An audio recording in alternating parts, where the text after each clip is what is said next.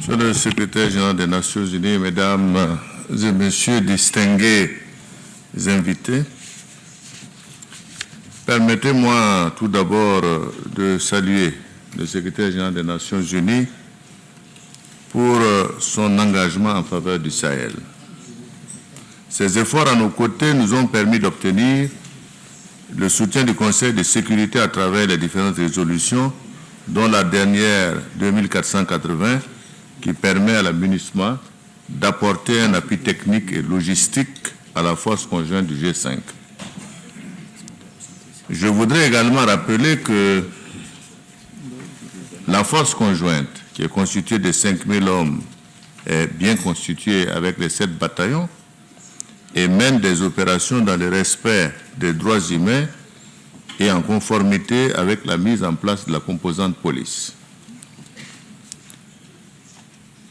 La situation sécuritaire reste préoccupante dans l'espace du G5 Sahel.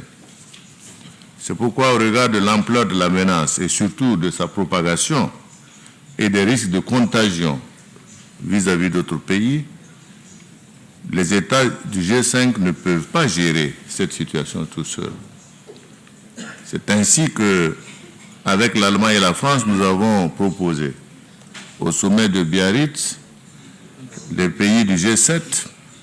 la mise en place d'un partenariat international en faveur de la stabilité et de la sécurité du Sahel.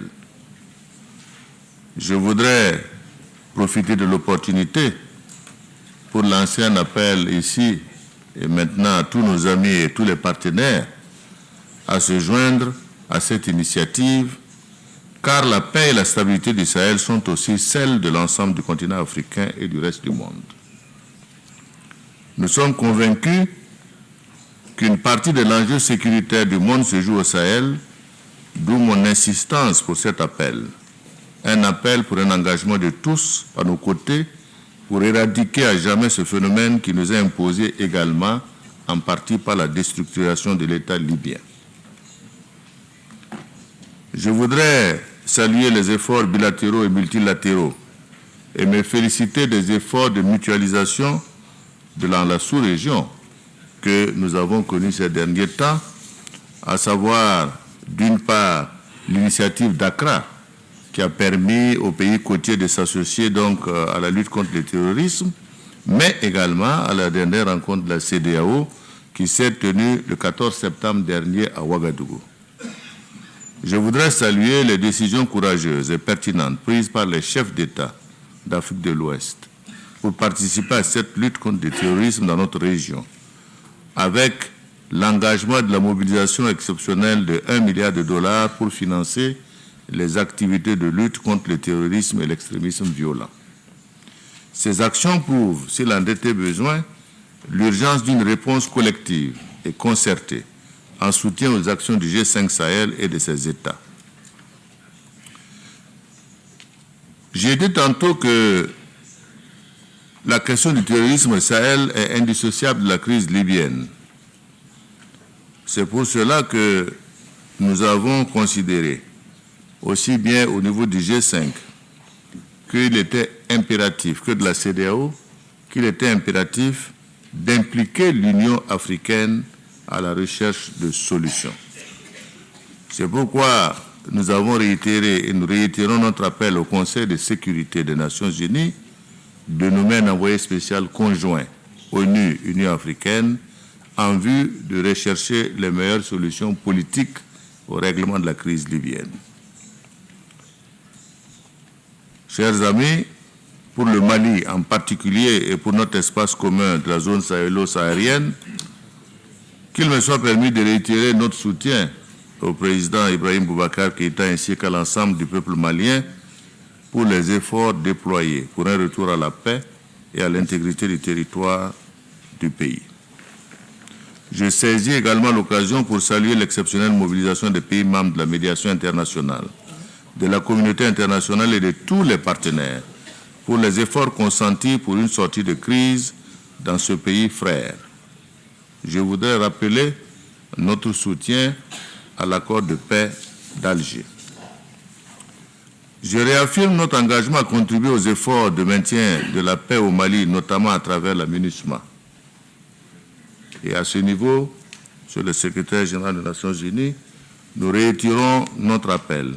pour un mandat plus robuste et plus offensif en faveur de la MINUSMA qui devrait permettre de sécuriser et de stabiliser davantage le Mali et l'ensemble des autres pays du G5 Sahel. De même, nous rappelons encore au Conseil de sécurité notre requête d'accorder un mandat sous le chapitre 7 de la Charte des Nations Unies à la force conjointe du G5 Sahel afin de lui assurer des ressources pérennes et prévisibles. Je ne doute pas qu'avec la force conjointe du G5 plus dotée, la MINUSMA avec un mandat plus offensif et les forces alliées sur le terrain comme la force Barkhane,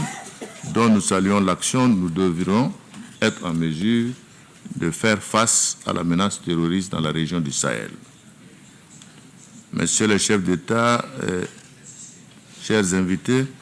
distinguées personnalités, comme vous le savez, la lutte contre le terrorisme ne se limite pas simplement à une réponse militaire. Au Sahel, la pauvreté fait le lit de l'insécurité, ramenant ainsi la crise que nous vivons dans notre région en partie à une question de développement. C'est pour cela qu'après la rencontre des partenaires sur le programme d'investissement prioritaire qui a eu lieu à Nouakchott en décembre 2018, qui a permis d'avoir des annonces de près de 2,4 milliards d'euros pour une attente de 1,953 milliard d'euros, je voudrais simplement dire qu'il est important que nous puissions aboutir à un décaissement progressif de ces montants. De la même manière, je voudrais rappeler que les pays de G5 ont adopté le 13 septembre dernier à Ouagadougou l'initiative Desert to Power, de concert avec la Banque africaine de développement, qui vise donc à exploiter l'énergie solaire en vue de fournir l'électricité à plus de 60 millions de personnes d'ici 2030, à créer des emplois et à permettre des applications dans les domaines de l'eau, de l'agriculture, de l'éducation et de la santé. Je demeure convaincu que le noble combat contre le fléau du terrorisme doit être mondial, avec une démarche et des solutions holistiques qui cernent les contours du phénomène. Je vous remercie.